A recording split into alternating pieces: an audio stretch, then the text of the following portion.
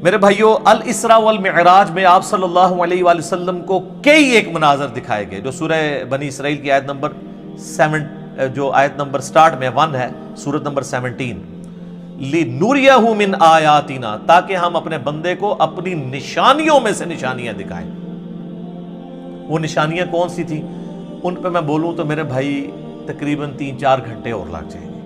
میں آپ کو موٹی موٹی باتیں بتا دیتا ہوں جو بخاری اور مسلم میں آئی ہیں کہ آپ علیہ السلام کو کیا کچھ دکھایا گیا۔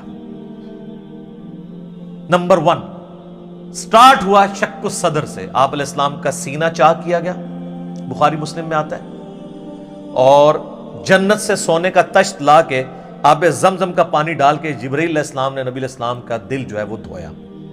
نمبر 2، آپ صلی اللہ علیہ وآلہ وسلم کو، چونکہ آپ مکے میں تھے، ابھی مدینہ آپ نے جانا تھا، راستے میں ایک شہر میں اتارا گیا اور جبرائیل نے کہا کہ یہ طیبہ ہے، مدینہ، جو آپ کا مسکن عنقریب بننے والا ہے ہجرت کے بعد۔ حضور کو اس وقت تک نہیں پتا تھا کہ یہاں سے تو میری دعوت جو ہے وہ ایسی لانچ ہوگی کہ رومن اور پرشین امپائر بھی کچھ نہیں جائیں گے۔ نمبر 3، پھر آپ کو کوہ طور پہ لے جایا گیا، انبیاء کے مقامات پہ۔ سب سے پہلے نبی علیہ السلام کا اپنا مسکن، اس کے بعد پھر طور سینہ کے اوپر، اور کہا گیا کہ یہ وہ ہے جہاں پہ اللہ تعالیٰ نے حضرت موسیٰ علیہ السلام سے کلام کیا تھا۔ نمبر 4، بیت اللحم لے جایا گیا۔ بیت المقدس میں ایک جگہ ہے جہاں پہ حضرت عیسیٰ علیہ السلام کی ولادت ہوئی تھی، تو وہ جگہ بھی دکھائی گئی۔ لہٰذا اس سے امام نے تیمیہ کے اس عقیدے کا رد ہوا کہ انبیاء کی جو بیٹھنے کی جگہ ہیں ان کا وزٹ کرنا یہ نعوذ باللہ کوئی بدعت ہے۔ نبی علیہ السلام کو تو خود کروائی جا رہی ہے یہ ساری چیزیں، الحمدللہ۔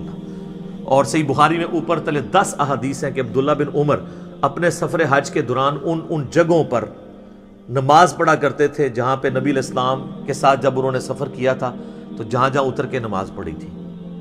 تو اس میں امام بخاری نے باب باندھا ہے کہ نبی علیہ السلام کی جگہوں کو تلاش کر کے وہاں پہ نماز پڑھنا، حتیٰ کہ مسند احمد میں آتا ہے کہ وہ اس جگہ پہ پیشاب بھی کرتے تھے جہاں نبی علیہ السلام نے اپنے سفر حج میں پیشاب کیا تھا۔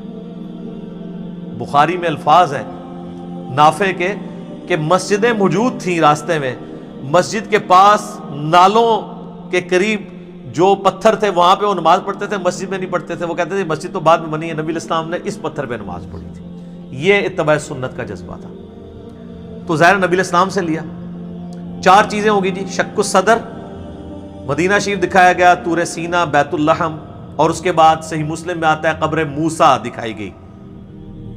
نبی علیہ السلام کہتے ہیں میں نے سرخ ٹیلے کے پاس موسیٰ علیہ السلام کو ان کی قبر میں نماز پڑھتے ہوئے دیکھا، اور اگر میں گزروں میں تمہیں وہ قبر بھی دکھا سکتا ہوں۔ وہ قائم یصلی فی قبری، وہ کھڑے اپنی قبر میں نماز پڑھ رہے تھے، لیکن یہ معاملہ ہے برزخی، حیات انبیاء کے اوپر یہ ثبوت ہے لیکن برزخی معاملہ۔ اس کے بعد آپ صلی اللہ علیہ وآلہ وسلم کو بیت المقدس میں انبیاء کی امامت کروائی گئی، 1 لاکھ کے قریب پیغمبروں کو جمع کیا گیا، اور جبرائیل علیہ السلام نے کہا کہ آپ ان کی امامت کروائیں۔ یہ صحیح مسلم میں آتا ہے۔ اچھا، پھر دجال دکھایا گیا، یہ بھی آتا ہے بخاری مسلم میں، دجال بھی دکھایا گیا۔ پھر آپ علیہ السلام کو آسمانوں کی سیر کروائی گئی۔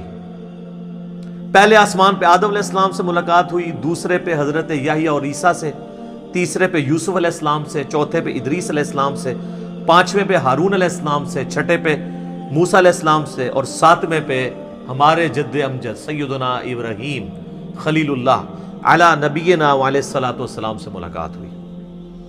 اس کے بعد آپ علیہ السلام کو جنت اور دوزخ بھی دکھائی گئی، ٹائم میں ٹریول کروا کے جو مستقبل کا وقت تھا وہ پہلے دکھا دیا گیا۔ لوگ کہتے ہیں ابھی تو لوگ دوزخ اور جنت میں پہنچے نہیں، تو حضور نے کیا دیکھا؟ بھئی اللہ نے وقت۔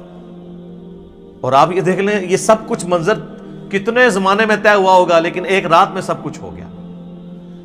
صرف بیت المقدس اور خانہ کعبے کے درمیان جو فاصلہ ہے اس زمانے میں 40 دن کی مسافت تھی، وہی نہیں طے ہو سکتی تھی۔ اللہ اکبر۔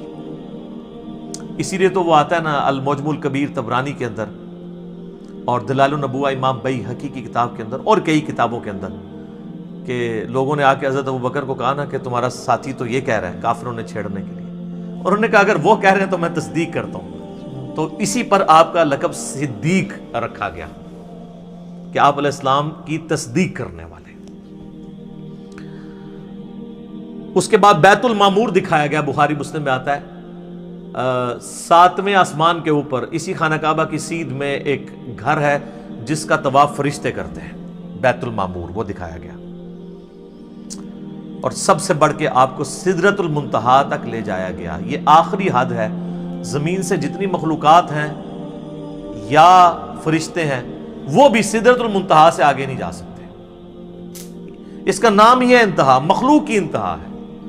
باقی لوگوں نے آگے کہانیاں بنا لی ہیں کہ جی نبی علیہ السلام سدرۃ المنتہا سے بھی آگے چلے گئے، بالکل جھوٹ ہے۔ یہ آپ کی انتہا تھی، اور آگے پتہ نہیں کیا کیا کہانیاں بنائی ہوئی ہیں، کہتے ہیں عرش پہ جوتیوں سمیت چلے گئے۔ یہ تو اتنا بڑا جھوٹ ہے کہ احکام شریعت میں احمد بریلوی صاحب نے لکھا ہے کہ یہ جو معرج النبوہ کتاب جس میں یہ باتیں لکھی ہیں، یہ ہے تو سنی عالم ہے لیکن ہر طرح کی جھوٹی سچی روایتیں لکھ دیتا ہے۔ یہ محض باطل بات ہے کہ نبی علیہ السلام اپنی مبارک جوتیوں کے ساتھ عرش پہ گئے ہیں۔ یہ اعلیٰ حضرت نے لکھا ہے کہ یہ جھوٹی بات ہے، تو عرش پہ جانے والی کوئی بات نہیں ہے۔ ہاں کسے کہانیوں میں آپ مزے لے لے کے بیان کریں، اور جب ہم پوچھتے ہیں کہاں لکھا ہے، وہ کہتے ہیں سعدی شیرازی کے شعر نہیں آپ نے پڑھے، مولانا روم کے شعر نہیں پڑھے۔ ہم کہتے ہیں میرے بھائی ہم تو آپ کو چیخ چیخ کے یہی تو کہہ رہے ہیں کیا کہ مرنے سے پہلے ہے مسلمان، کر لے اس پہ غور۔ کتابوں کا خدا اور ہے، بابوں کا خدا اور، کتاب میں سے کوئی نکالے نا بات جہاں پہ لکھا ہو۔ وہ پھر ڈاکٹر صاحب تو آپ کو پتا ہے طاہر القادری صاحب تو وہ کہتے ہیں کہ وہ دروازہ کھولا حضور نے حضور کے لیے، پھر کہا کہ آپ اندر آ جائیں، حریم ناز میں آ جا۔ وہ پتہ نہیں کیا عشق مشوقی کا انہوں نے ایک، اور بلکہ وہ بغل گیر پتہ نہیں کیا کچھ انہوں نے کیا ہے۔ اور طارق جمیل صاحب نے بھی اسی سے ملتی جلتی باتیں کی ہیں، وہ قاب قوسین او ادنیٰ وہ پوری کر کے بتاتے ہیں، انشاءاللہ اینڈ پہ ڈسکس کرتا ہوں۔ تو میرے بھائی یہ کتابوں کی بات ہو رہی ہے، اور سدرۃ المنتہا ہی پہ اللہ تعالیٰ کی ملاقات ہوئی اپنے محبوب علیہ السلام کے ساتھ، اور سورۃ النجم میں اس کا ذکر ہے۔ وہاں پہ اللہ تعالیٰ نے وحی بھی کی آپ علیہ السلام کو۔ صحیح مسلم میں آتا ہے کہ 3 چیزیں آپ کو وہیں پہ عطا ہوئی۔ نمبر 1 5 نمازیں، وہ ڈیٹیل بخاری مسلم میں آتی ہے کہ 50 تھی، کم ہوتے ہوئے موسیٰ علیہ السلام کے پاس جب وہ آتے تھے نا 6ٹھے آسمان کے اوپر، تو کہتے تھے حضرت زیادہ ہے، کم کروائیں۔ ایک پھیرے ہی بس اور لگنا سی، وہ کو نہیں لگیا، ورنہ وہ 5 کام ہوتے 5 تک رہ گئی۔ پھر اس میں الفاظ ہیں بخاری مسلم میں، اللہ نے کہا کہ میرا قول بھی نہیں بدلے گا، تمہاری امت پڑھے گی 5۔ سورۃ الانعام میں ہے کہ ایک نیکی 10 کے برابر ہے، تو میں ان کو ثواب 10 کا ہی دوں گا، ایک کے بدلے 10 کا، تو نمازیں 50 کے ہی ثواب ملے گا 5 کے گیز میں۔ دوسرا تحفہ دیا گیا سورۃ البقرہ کی آخری 2 آیات، صحیح مسلم میں آتا ہے آمن الرسول بما انزل الیہ من ربہ والمؤمنون۔ سر یہ 2 آیات وہ ہیں جو اس دنیا میں نازل نہیں ہوئی ہیں، آسمانوں پہ نازل ہوئی ہیں، آسمان سے آسمانوں پہ نبی علیہ السلام کے مبارک سینے میں۔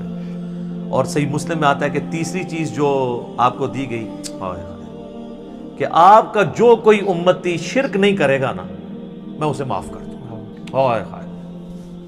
تو اس کو تو سپورٹو پھر قرآن میں بھی آیت ہے، اِنَّهُ مَن يُشْرِكْ بِاللَّهِ فَقَدْ حَرَّمَ اللَّهُ عَلَيْهِ الْجَنَّةَ وَمَأْوَاهُ النَّارُ وَمَا لِلظَّالِمِينَ مِنْ أَنصَارٍ۔ بے شک جو کوئی اللہ کے ساتھ شرک کرے گا اللہ اس گناہ کو کبھی معاف نہیں کرے گا، اس پہ جنت حرام ہے، اس کا ٹھکانہ دوزخ ہے، اور وہاں اس کا کوئی مددگار نہیں ہوگا۔ حتیٰ کہ بخاری مسلم کی حدیث ہے کہ اللہ نے ہر نبی کو کوئی نہ کوئی دعا دی تھی، اس نے اس دنیا میں ہی دعا کر لی۔ حضرت نوح نے دعا کی، اس کی وجہ سے ان کی قوم ہلاک ہوگی۔ میں نے اپنی دعا چھپا کے رکھی ہے قیامت کے دن کے لیے، میں اس دعا سے اپنی امتیوں کے لیے شفاعت کی دعا کروں گا، اور میری دعا سے ہر میرے امتی کو نفع پہنچے گا سوائے اس شخص کے جس نے دنیا میں اللہ کے ساتھ شرک کیا۔ شرک is the most sensitive issue in the sight of Allah۔ اللہ اکبر۔ تو یہ 3 گفٹ آپ علیہ السلام کو ملے، 5 نمازیں، سورۃ البقرہ کی آخری 2 آیات، اور جو شرک نہیں کرے گا اس کی مغفرت۔ یہ ساری تفصیلات آپ مسئلہ نمبر 126 ABC کے اندر دیکھ سکتے ہیں 4.5 گھنٹے میں اس کو سکپ کرتا ہوں۔ الاسراء والمعراج میں جو معراج والا پورشن ہے اس میں سب سے زیادہ کنٹروورشل چیز جو آپ نے سوال میں بھی کی وہ ہے نبی علیہ السلام نے کیا شب معراج اللہ تعالیٰ کو دیکھا تھا یا نہیں۔ اب اس کا جواب ہاں یا نہ میں دینا تو بہت بڑی آزمائش ہے مسلمانوں کے لیے، جب تک کہ آپ پورا مقدمہ ان کو نہیں سمجھاتے۔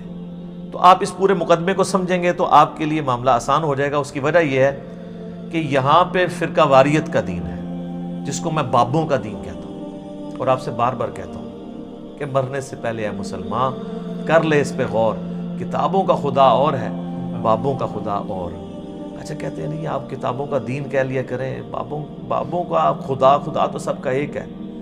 میرے بھائی اس کے اندر قیامت مضمر ہے۔ دین کس لیے ہوتا ہے؟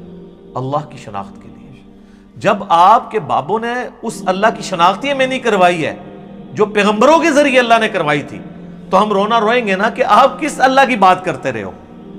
تو اصل چیز قیامت زور اس شعر میں تبھی ہے کہ کتابوں کا خدا اور ہے، بابوں کا خدا اور۔ اور دیکھ لیں ہلچل مچی اس کی وجہ سے ہے۔ اگر میں کہتا کتابوں کا دین اور ہے بابوں کا دین اور، تو کسی کو کچھ نہیں تھا ہونا۔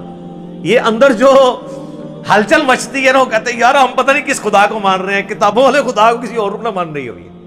تو یہ تو میں نے ڈیٹیکٹ کیا تھا قرآن سے، کتابوں کا خدا۔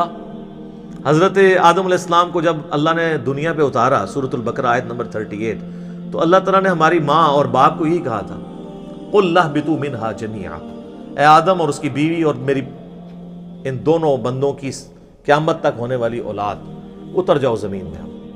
فَإِمَّا يَأْتِيَنَّكُم مِّنِّي هُدًى، یاد رکھنا جب کبھی بھی کوئی ہدایت کی کتاب تمہارے پاس آئے گی، انتظار کرنا کتابوں کا، بابوں کا نہیں، کتابوں کا جو پیغمبروں کے ذریعے آئیں گی۔ فَإِمَّا يَأْتِيَنَّكُم مِّنِّي هُدًى فَمَن تَبِعَ هُدَايَ فَلَا خَوْفٌ عَلَيْهِمْ وَلَا هُمْ يَحْزَنُونَ، جو ان کتابوں کی اس ہدایت کی پیروی کرے گا اس کو نہ کوئی خوف ہوگا نہ کوئی غم۔ وَالَّذِينَ كَفَرُوا وَكَذَّبُوا بِآيَاتِنَا اولئک اصحاب النار ہم فیہا خالدون، جو کوئی ہماری آیات کو جھٹلا دے گا، کفر کرے گا، اس کو جھٹلائے گا، تو وہ ہوں گے اہل جہنم، رہیں گے اس میں ہمیشہ ہمیشہ۔ اللہم اجرنا من النار، آمین۔ اللہم من احییتہ منا فاحیہ علی الاسلام، ومن توفیتہ منا فتوفہ علی الایمان۔